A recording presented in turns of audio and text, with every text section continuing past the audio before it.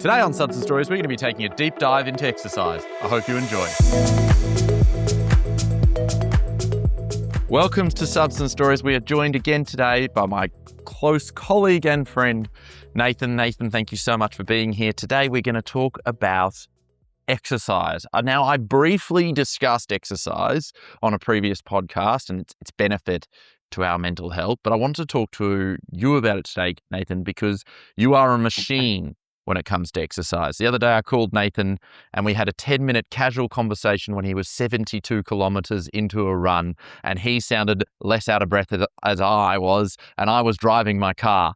So Nathan, tell me about the benefits of exercise, because you are perhaps the most educated position in the world to talk about this.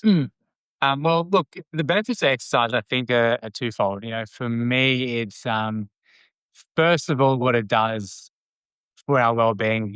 For me, around mood regulation. I find that when I exercise and I'm moving my body, it allows me more space to deal with daily hassles, right? And that's just because if we think about mood when we ebb and flow, right? If we're feeling a bit of a dip, moving the body, what it gets, what happens in our brain with certain neurotransmitters and also dopamine receptors are feeling a bit more engaged, a bit more motivated. Then I take that motivation and I channel it into the rest of my day, such as my work and, engaging with other peers and friends. So that's, the mood element of it. And for me, the second part, which I think is most important, is the sense of connection and community. When you find like-minded people that all exercise together, that camaraderie of challenging each other to do difficult things and persevering through that, and just finding people that just align. I have certain run clubs that I go to that meet at 6 o'clock on a Saturday or 6:30 on a Sunday morning. It takes a certain person to commit to that type of lifestyle. And those are the type of people I want to engage with in my daily lives, that aren't going partying at night, but are getting up, putting in some dedication and hard work on a weekend. Incredible. So I guess what Nathan said there was that we've got the bio, right? We've got the anti-inflammatory effects, the dopamine release, all the catecholamine release that we know has this evidence base in treating depression and anxiety. We've got the psycho, we've got the psychological benefits, the identity it gives us, the social aspect, the friends it gives us, the purpose it gives us. And then we've got the social, the human connection, the, as you say, associating with people that mean a lot. And I think I really loved what you said there, Nathan, about how you're waking up early, so you're associating yourselves with people that aren't out the night before. And I think that there's really something to be said that when we talk about addiction recoveries, and I talk to people about, people often say, and it's silly because addiction is this driven force that we can't resist. But often people say, I often won't drink tonight because I know I do have to get up tomorrow morning, or I have to see a friend for a movie at 9 p.m. And it's just those little things, it's trying to fill our day with purpose that we don't fill it with substance use. Yeah. So that to me, what it does for addiction recovery, it's that forward planning. That's what I think the benefits of exercise does, that forward planning. I have this commitment, therefore I'm not going to drink or use tonight. And it's very similar to what we see in NA and AA and 12-step fellowships. It's giving people a service position around, I might be struggling, or I might need to do this, or I might not go to my meeting. But I have this kind of obligation that I've committed to my group, just as I've committed to friends in Run Club I will attend. I'm also doing that in NA. So it's that forward planning, but I think even on a deeper level, what I see and I use this in my daily, just in my daily practices, is that disconnection from thoughts and pushing through difficulty. This is one of the biggest things and the biggest benefits I see from exercise, specifically that more endurance type exercise like running and other forms of cardio. Is you'll be deep into a run, you'll be in pain physically, and your mind will be telling you 1,000 reasons why you should stop, even though you've set out to do a certain task and run however long. Let's say, for example, you're running a marathon and you're halfway in your brain saying, you cannot do it anymore, you need to stop, right? But if you learn to unhook from your thinking and just notice that, I notice my mind's telling me to stop. My mind's trying to look out for me, but you don't need it right now. We're using these principles of just observing the mind rather than being the mind. And that teaches you to push through that discomfort and actually um, set out on the task that you committed to doing, right? And it's the same thing with recovery in and relapse prevention, right? Our brains will tell us 1,000 reasons why we should use drugs again, even though we're in recovery. You cannot get through this pain. You are struggling. You deserve to go have a beer. She's broken your heart. You deserve to go have a line of coke and recover in that way. But through the process of pushing through that discomfort from training, you can use that in recovery from addiction when you're experiencing cravings. Right now, I'm noticing this discomfort, and I really feel like using because I'm heartbroken or I'm disconnected from the world. But I'm choosing to push through because I know I can. I've done it for harder things like when I exercise. It really kind of maps onto the same kind of thinking, in my opinion. I couldn't agree more. And I think the sort of the term that people would use for that is sort of that maybe that hormetic stress or that sort of optimal adversity.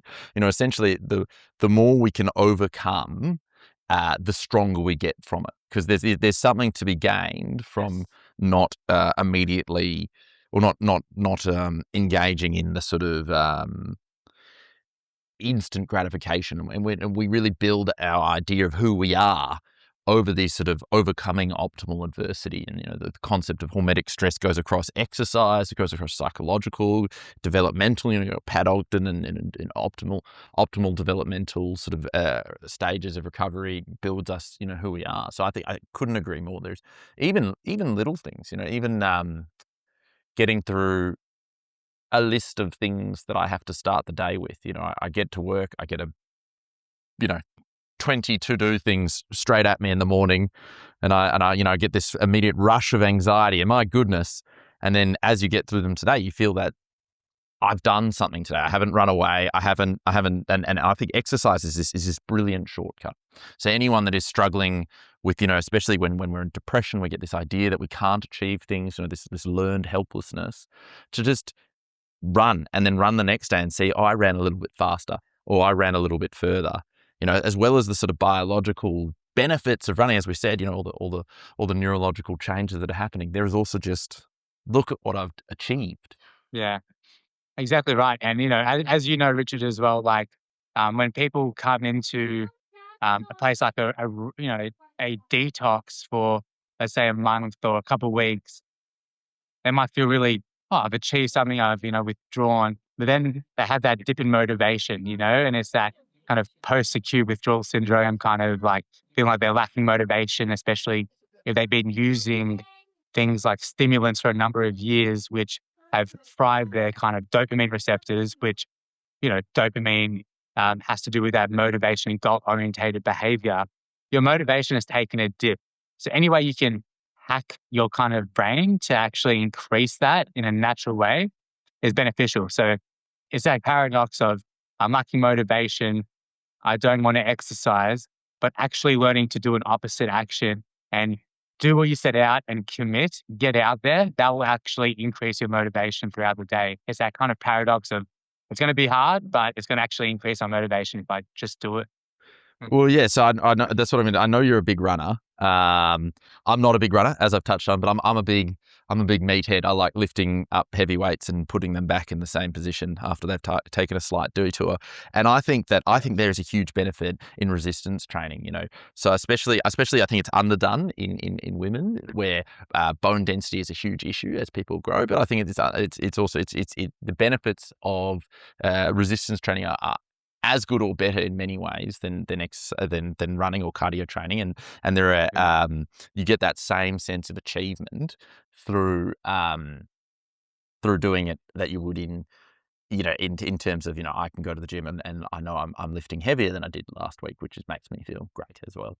I think, for getting that motivation, I always say to people, just essentially just fake it. Just, there's a great quote I think I stole from Dax Shepard, which he said, you don't need the motivation to go to the gym. You just need the motivation to put on your gym clothes and drive to the gym, because no one does that and then drives home. That's ridiculous, and it's the same for, you don't need your motivation to go for a run. You just need a motivation to leave the house. And then if you go for a walk, fantastic.